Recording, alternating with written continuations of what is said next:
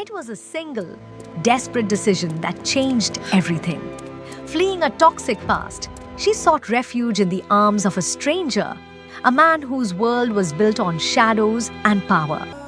In that one moment of sanctuary, their hearts recognized a missing piece in each other.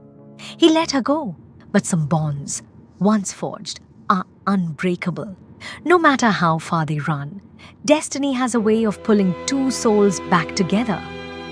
The neon signs of Soul blurred into streaky watercolors as Sienna Clark hurried down the crowded sidewalk, a knot of dread tightening in her stomach. She could feel his eyes on her before she even saw him.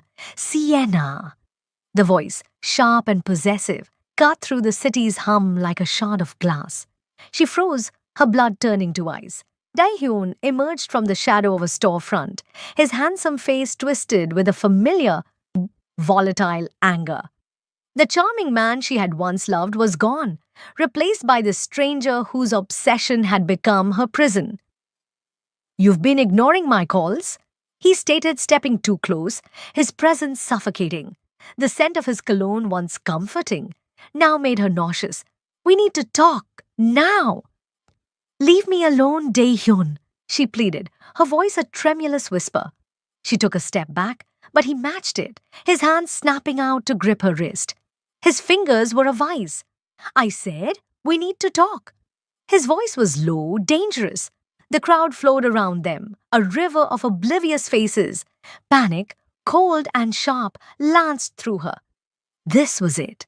He had finally cornered her. Her eyes darted wildly, searching for an escape, a policeman, any port in this terrifying storm. And that's when she saw him, leaned against a sleek, obsidian black Genesis sedan. He was an oasis of unnerving calm. Lee Jae-ho. Even through her terror, she recognized the aura of absolute authority. He was tall, dressed in an impeccably tailored black coat, his sharp gaze already fixed on the scene, observing with a detached, chilling interest. It was madness. To approach him was to walk into the lion's den, but Dae-hyun's grip tightened, his nails digging into her skin. "You're not going anywhere." So she ran. With a desperate wrench, she tore her arm from his grasp and bolted. She didn't think, didn't plan.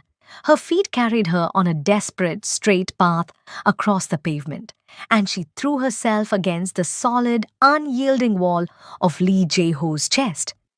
The impact was jarring. He didn't flinch, didn't stumble.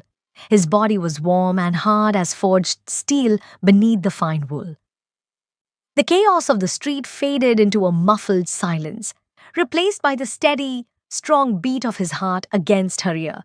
The scent of him, sandalwood, cold night air, and sheer, unshakable power, wrapped around her a tangible shield against the world.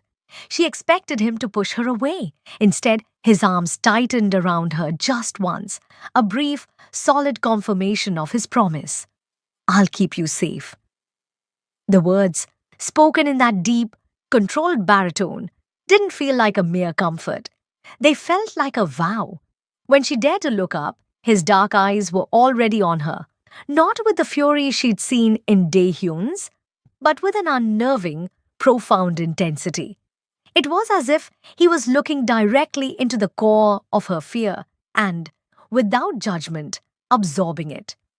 In that single, suspended moment, something clicked into place deep within her chest. A lock she hadn't known was empty, finally finding its key. He shifted, his body a protective wall between her and her ex. With a subtle nod from Jae-ho, two of his impeccably dressed associates materialized, discreetly guiding a sputtering, pale Dae-hyun away from the scene. The threat vanished as if it had never been. Then he gently loosened her grip.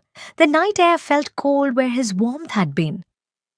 "My car will take you home," Jae-ho said, his voice low, meant only for her. It wasn't a question.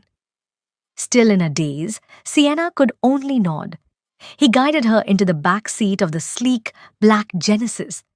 As she sank into the plush leather, he didn't get in. He stood by the open door, a towering figure backlit by the city lights. Do not look back, he advised, his gaze holding hers for a heartbeat longer. Then he closed the door. The car pulled away smoothly. Sienna fought the overwhelming, irrational urge to turn around, to catch one last glimpse of him.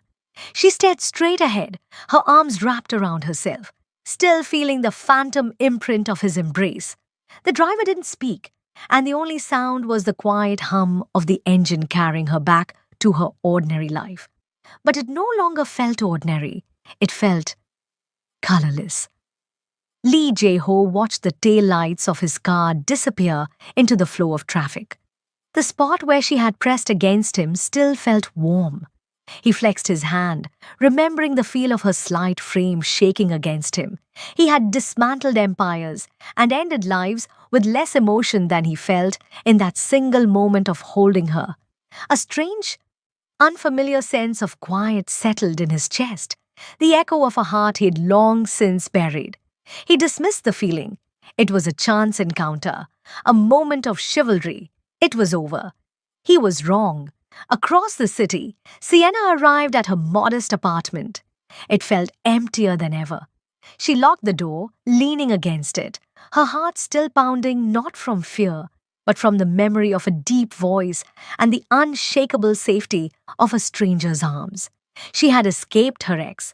But as she slid down to the floor, she realized with terrifying clarity that she may have run straight into something else entirely. She was free. But for the first time, freedom felt lonely. A week had passed. The fear of Dae-hyun had been replaced by a different, more insistent hum under her skin. The memory of Lee Jae-ho. Sienna tried to bury herself in her work, translating dense legal documents, but the words often blurred. Her mind would drift, replaying the sensation of solid warmth, the scent of sandalwood, the absolute quiet that had settled in her soul when he held her. A key turned in the lock, and her best friend, Sora, breezed in, carrying a paper bag smelling of Chinese takeout. Okay, that's it.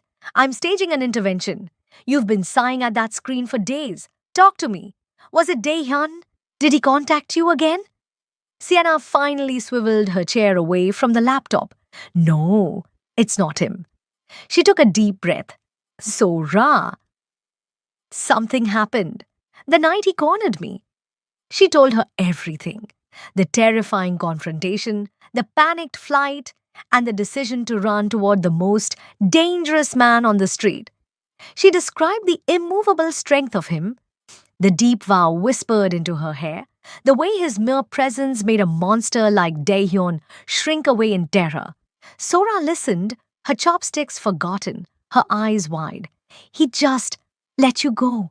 He told you not to look back and sent you home in his car? She fanned herself dramatically. Sienna, that's not just chivalry.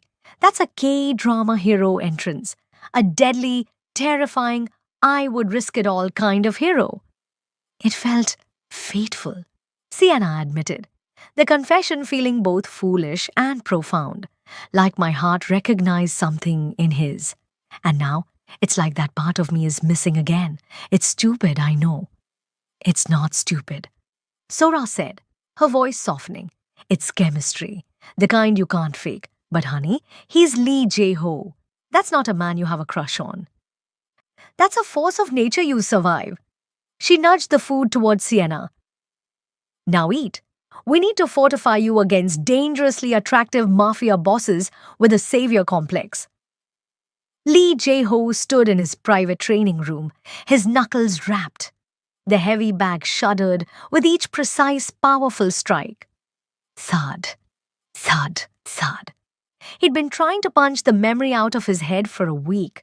The feel of her, the scent of her fear tangled with a faint, floral shampoo. The way her wide, terrified eyes had softened into something else entirely when she looked up at him. Not just gratitude, but a shocking, profound recognition. It was a weakness, a distraction he could not afford. His world was built on control, on the absence of such vulnerabilities. His head of security, Kang Min, entered, waiting silently until Jae-ho landed a final devastating blow that sent the bag swinging violently. The man from last week, Dae-hyun, Kang Min reported. He's been asking questions in the underworld. He's looking for her,